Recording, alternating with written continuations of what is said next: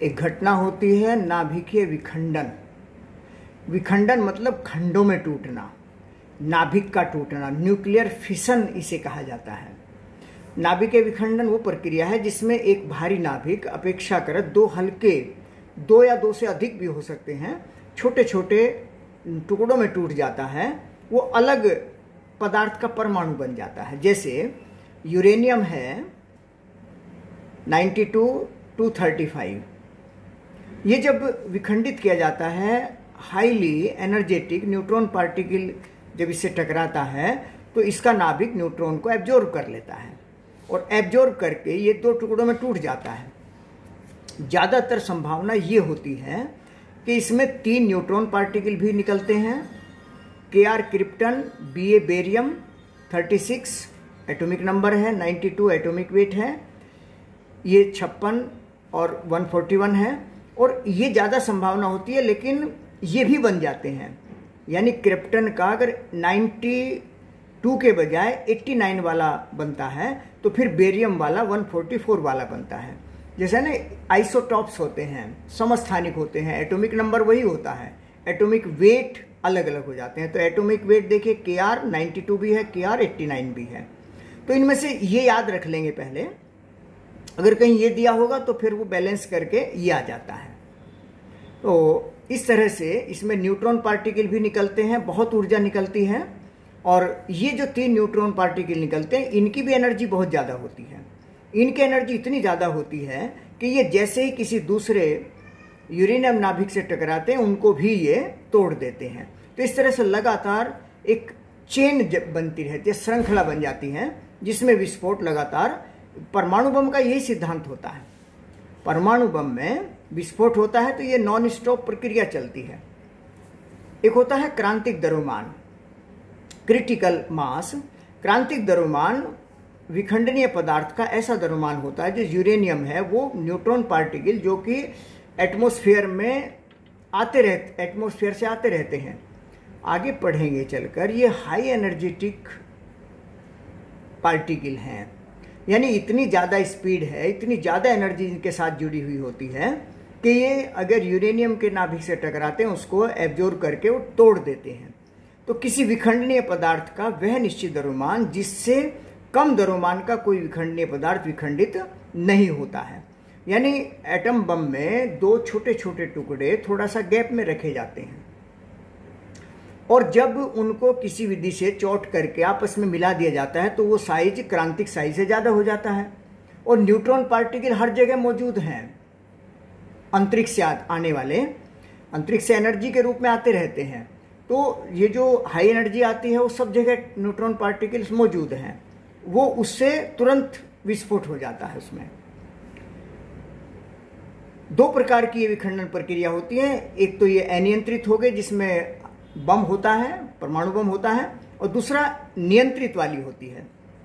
नियंत्रित मतलब उस विस्फोट को जो नाभिक के विखंडन की घटना हुई है उसमें बहुत ज़्यादा एनर्जी पैदा हुई है, क्योंकि मास नाभिक का कम हो जाता है।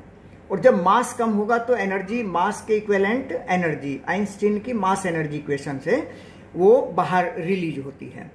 तो परमाणु भट्टी, जिसे न्यूक्लियर रिएक्टर भी कहते हैं, इसके द्वारा इसमें क्या है कि जो न्यूट्रॉन पार्टिकल निकलते हैं उनको कैडमियम या बेरियम छड़ों से एब्जॉर्ब कर लिया जाता है। इसकी छड़ें डाल देते हैं तो छड़ें क्या है कि इन न्यूट्रॉन पार्टिकल्स को एब्जॉर्ब कर लेती है, अवशोषित कर लेती हैं। और जब कुछ न्यूट्रॉन पार्टिकल अवशोषित हो जाएंगे तो फिर वो आगे यूरेनियम परमाणु का विखंडन नहीं कर पाएंगे, इसलिए वो विखंडन प्रक्रिया धीरे धीरे आगे की ओर चलने लगती है। जिसे नाभिकीय विखंडन होता है ऐसे नाभिकीय संलयन भी होता है, फ्यूजन, न्यूक्लियर फ्यूजन। नाभिक का संलयन मतलब जुड़ना, फ्यूज, जैसे फ्यूज शब्द होता है, पढ़ा होगा कि कहीं सुना होगा, फ्यूज उड़ गया है। आगे बिजली नहीं जाती है, घरों में बिजली का फिटिंग होता है तो फ्यूज लगा हुआ होता है बोर्ड में।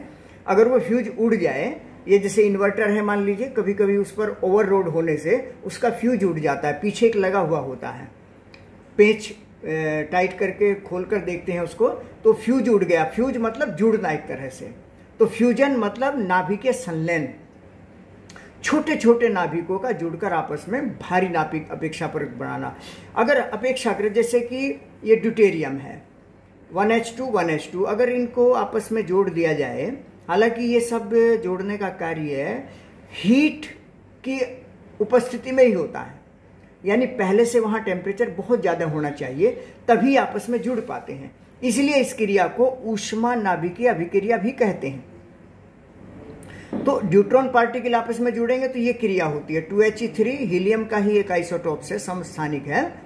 न्यूट्रॉन पार्टिकल एक निकलता है और इतनी एनर्जी मिलियन इलेक्ट्रॉन वोल्ट में रिलीज होती है। ऐसे ही 1H2 मतलब ड्यूटेरियम और ट्राइटियम, ये दोनों मिलते हैं तो इसमें 2He4 बनता है, इतनी एनर्जी रिलीज होती है। यानी हल्के नाभिकों का आपस में मिलकर अपेक्षाकृत भारी नाभिक बनाना, और जब ये भारी नाभिक बनता है तो इसमें मास कुछ कम हो जाता है, और जितना मास कम हुआ है उसी मास के इक्विवेलेंट एनर्जी रिलीज हो जाती है। सूर्य में जो क्रिया होती है वो नाभिकीय संलयन की क्रिया से ही वहाँ से ऊर्जा लगातार हमें मिल रही है। उसमें क्या होता है कि जो हीलियम के नाभिक हैं वो नाभिकीय संलयन के पश्चात बनते हैं, यानी हाइड्रोजन के नाभिक हैं, हाइड्रोजन काफ़ी मात्रा में है वहाँ, हीलियम भी काफ़ी मात्रा में है। हाइड्रोजन के नाभिक मिलकर आपस में, जैसे यहाँ हमने इक्वेशन एक ली है, इसको 2-3 बार लिखकर देख लेंगे। केमिस्ट्री में जो इक्वेशन है वो लिखकर ही याद की जाती हैं, 2-4 बार लिखकर देख लेंगे तो फिर वो हाथ से अभ्यास में आ जाती है। 1H1 1H1 1H12, यानी ये हाइड्रोजन का नाभिक है, हाइड्रोजन का नाभिक है, और ये मिलकर एक तरह से ड्यूटेरियम का नाभिक बना, और इसमें एनर्जी रिलीज होती है क्योंकि मास कम हुआ है। ऐसे ही 1H2 1H1 ये हीलियम का एक आइसोटोप्स बना है, इसमें भी एनर्जी निकलती है।